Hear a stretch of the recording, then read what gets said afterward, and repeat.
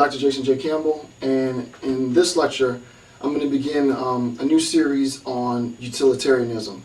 In the next few videos, what I'll be discussing is introducing the idea of utilitarianism, talking about the relationship between means and ends, how actions are governed, and a little bit on what John Stuart Mill meant in constructing this idea of a moral theory known as utilitarianism. So the next few lectures will be an analysis of utilitarianism, and with that being said, let's begin. Okay, so this is on utilitarianism.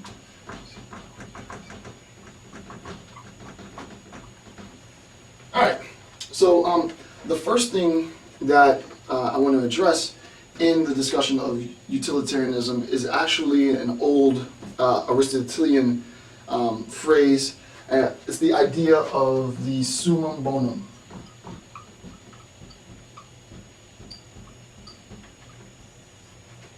The summum bonum.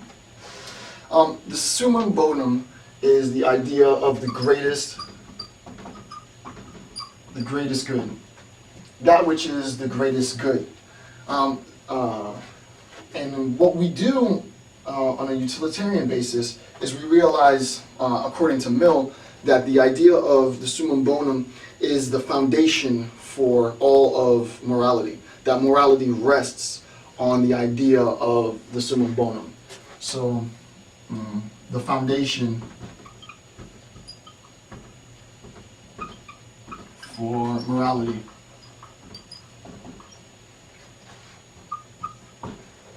Okay, so the summum bonum is the greatest good, and it is the foundation for morality. It's important to understand that according to Mill, according to this idea of utilitarianism, actions are always done for the sake of an end. So we'll have an action, and that action is always done for the sake of some end. Okay? So the next thing to realize is that actions are always done for the sake of some end. The reason why I'm doing this action is because I'm trying to get at this end. The action then becomes the means, and the end becomes the consequence. Okay, so consequences are derived from, they follow means, right? And then what we'll end up saying, in the phrase that I'm sure most of you have heard in any discussion of utilitarianism, is do the means justify the ends? What you did in order to get to this conclusion, was it justifiable to get you to that conclusion, right? Was it proper? Was it moral action?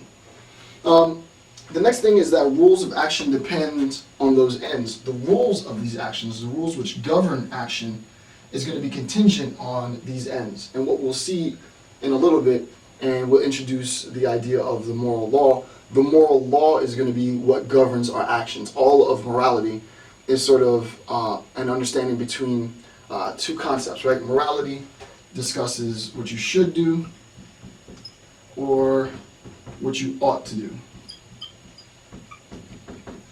So morality discusses what you should do or what you ought to do. That's one form. And there's another form of morality that discusses what you must do or what you have to do. You can see that these are stronger claims in this. What you have to do is a stronger claim than what you ought to do. These ideas of what you have to do, what you must do, arrive in a different type of ethic, which we'll discuss at another time, known as deontological ethic.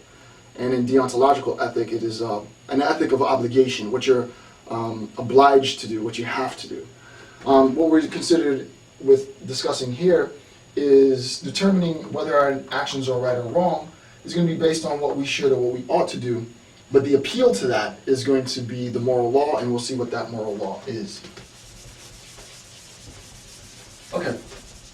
The next thing, number 3,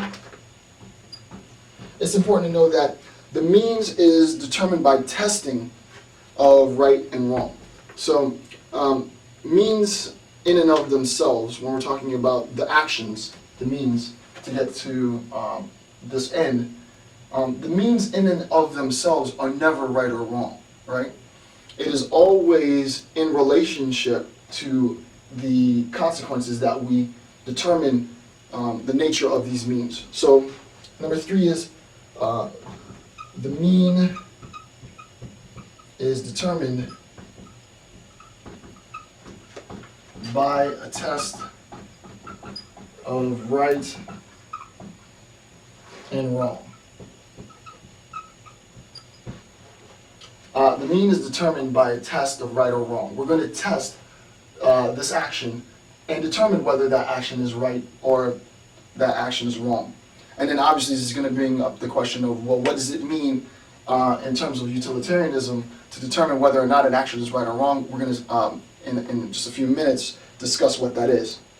The idea of determining right or wrong, right, having the ability to discern what is right or wrong, assumes some set of, or an ability, a mental ability, specifically what's known as the moral faculty, right, an ability to be able to determine and gauge whether or not an action is moral or immoral.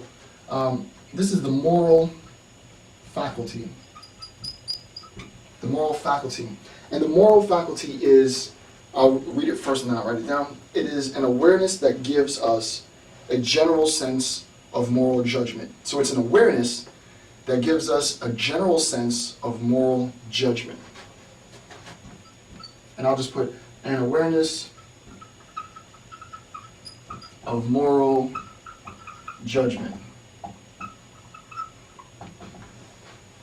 Moral faculty is an awareness of moral judgment. Okay, well, the question then becomes, well, what does this mean? What does it mean to discuss a moral judgment? So if I understand what moral judgment is, then I'll be able to better understand what a moral faculty is.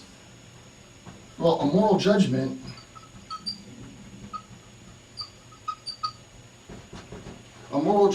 is the ability to determine which actions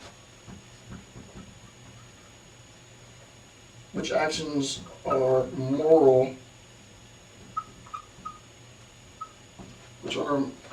moral, and immoral.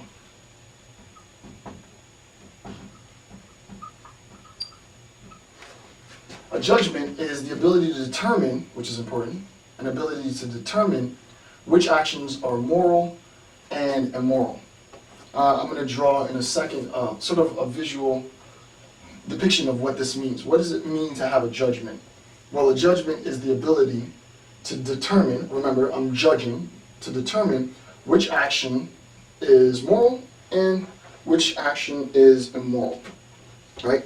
So we need to make that determination based not on just the means, but what happens, right? Because as we said, a means in and of itself cannot be determined to be moral or immoral. It can only be determined to be moral or immoral in relationship to the consequences that it produces, right? So if I do something and you think, well, that action is moral or immoral, and you're trying to make a determination, well, I need to know what was done, but I need to know what ought to be done, right? What should be done? What ought to be done? And I'm going to need some type of rule or some type of law to tell me what I ought to do. Up until now, we don't know what utilitarianism says that individual moral agents should or should not be doing. And in a little bit, once we introduce this law, it'll make better sense of making a determination on which actions are right or wrong.